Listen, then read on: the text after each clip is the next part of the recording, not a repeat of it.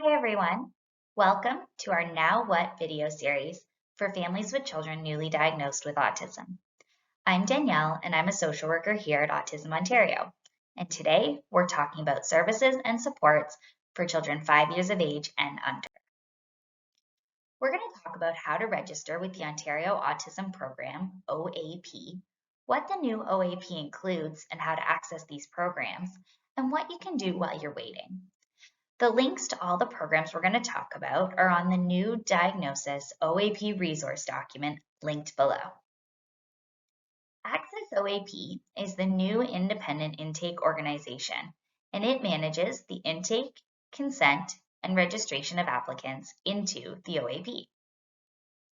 Families with children that are newly diagnosed or have never been registered with the OAP can now register directly in the Access OAP portal.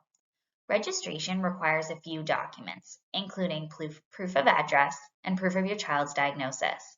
I've linked the registration form to the new Diagnosis OAP resource for more information. As soon as you're registered with the program, you can call Access OAP to be connected with a care coordinator who can answer questions about new diagnosis, services and supports in your area, and any other autism-related questions. The new OAP has 5 different program pillars.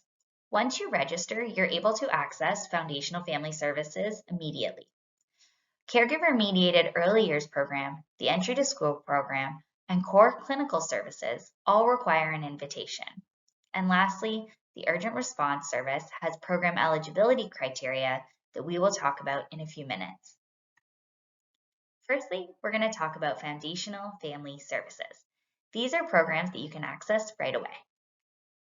Foundational family services include family and peer mentoring, caregiver workshops and follow-up sessions, brief targeted consultations, transition supports, and family resource days. I've attached the link to the OAP resource document, and it outlines all of the agencies offering these programs. Because the services are offered both virtually and in person, you're not limited to the agencies in your area. You can access any of the programs being available across the province. Next, we're going to talk about the Caregiver-Mediated Early Years Program. Caregiver-Mediated Early Years programs support families with young children aged 12 months to 4 years. They aim to build parents' and caregivers' capacity to support their child's development in social interaction, play, communication, emotion development, adaptive development, and self-help skills. The idea is that professionals are teaching parents how to best work with and interact with their children. Parents are present for all sessions, and the programs run for up to 6 months. If your child is eligible for the Caregiver-Mediated Program, you will receive an invitation to the program. For more information on the specific program options available in Ontario, you can click on the links on the new Diagnosis OAP resource.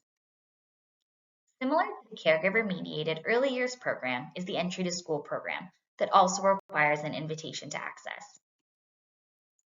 The Entry to School Program for children turning 4 or 5 and entering school for the first time includes 2 main parts. The first part is a 6-month group-based, skill-based program focused on helping children develop school readiness skills. The group-based program is multidisciplinary and delivered by staff with expertise in autism. These are really well-staffed programs supported by behavioral analysts, speech-language pathologists, occupational therapists, and early childhood educators.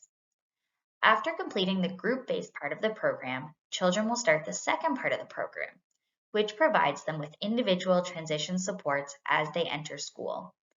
Families and educators will also be able to access consultation services from the staff at the Entry to School program as needed during those first 6 months that the child's at school.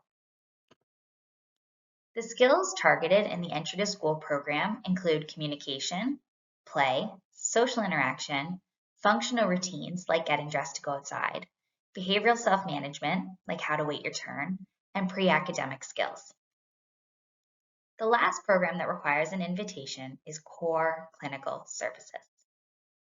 In your Access OAP Family Portal, you will receive an invitation to Core Clinical Services. Once you receive this invitation, the first step is to schedule a welcome call with your care coordinator, who will explain the process and schedule your determination of needs assessment, known as the DON. At the DON meeting, a care coordinator will work with you to identify your child's goals, strengths, and support needs. The DON is used to determine the level of your child's support and the corresponding funding allocation. Then you'll have a follow-up call with your care coordinator who will let you know how much funding your child will be receiving and help you decide what services and supports would be most helpful. The services you can purchase with your core clinical services funding include applied behavioral analysis, ABA, speech language pathology, SLP, occupational therapy, OT, mental health services, and technology and program materials that support your goals and are recommended by a regulated professional. The last pillar of the OAP is the Urgent Response Service. The Urgent Response Service is designed to support children who are experiencing a specific and urgent need. It helps stabilize the situation, prevent crisis, and reduce risk of harm. If eligible, children and youth can receive up to 12 weeks of support. To be eligible for the Urgent Response Service, your child must be experiencing one or more high-risk factor that has started or gotten worse over the last 2 weeks. This is a list of the high-risk factors outlined by the OAP. Urgent response services are conducted by region, and the link can be found on the New Diagnosis OAP resource document. Next, we're going to talk about other programs you may want to access outside of the Ontario Autism Program. Developmental services help children work on goals and skills. Developmental services are a good place to start when exploring supports for your child. Developmental supports include speech language pathology, occupational therapists, physiotherapists, and in some centers, it also includes recreation therapists and social workers. On the next slide, I'm going to show you where to find these services publicly funded, but it's also an option to explore these through fee-for-service agencies if you have employment benefits or access to other funds. To access the various developmental supports available to your child in your community, you can contact your local SmartStart Hub. SmartStart Hubs are a new government initiative that will ensure families have a clear entry to services and information that meets their families' needs. Across Ontario, the Children's Treatment Centres, that we call CTCs, will be providing this service, and in Toronto, it is Surrey Place. To find your local SmartStart Hub, you can click on the SmartStart Hub link on the New Diagnosis resource document. Another great support to consider exploring for your child are different social opportunities. Childcare has shown to help autistic children make gains in cognitive functioning, pre-academic skills, language, and social skills. By enrolling in a licensed childcare program, your child may have access to the local resource consultation program. Resource consultation programs vary based on the region, but the goal is to improve inclusion in childcare programs, provide support to educators to better understand and support autistic children, and problem solve any barriers to their success. Early on centers are another great option. They're open to all families in Ontario. They're welcoming places that offer a range of services and supports, where you can join fun activities, get advice from professionals trained in early childhood development, find out about other family services in your community, and connect with other families. Next, we have infant and toddler supports.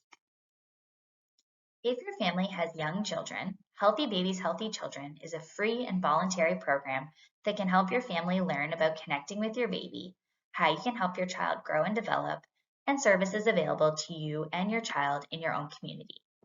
Similarly, infant and child development programs provide family-centered service in the early years of a child's development, working with children and their parents and caregivers, primarily in the home, where they have routines in their daily environment.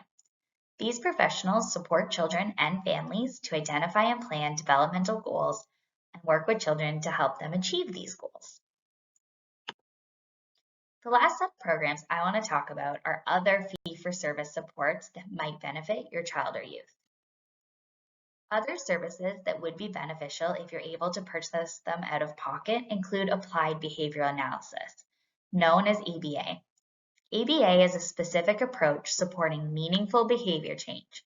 It focuses on a person's behavior with an emphasis on what happens before and after a behavior. As a reminder, speech-language pathology, occupational therapy, and social work may also be purchased through fee-for-service providers, if that's an option for your family. If you want information on funding that may help with some of these costs, please watch the part of this series that talks about funding outside of the Ontario Autism Program. I hope that this video gave you some next steps for accessing programs and supports for your child or youth. If you're looking for more information, all the different links are available on the New Diagnosis OAP resource document linked below, and they will take you directly to the program websites. For any other concerns, you can contact us here at Autism Ontario.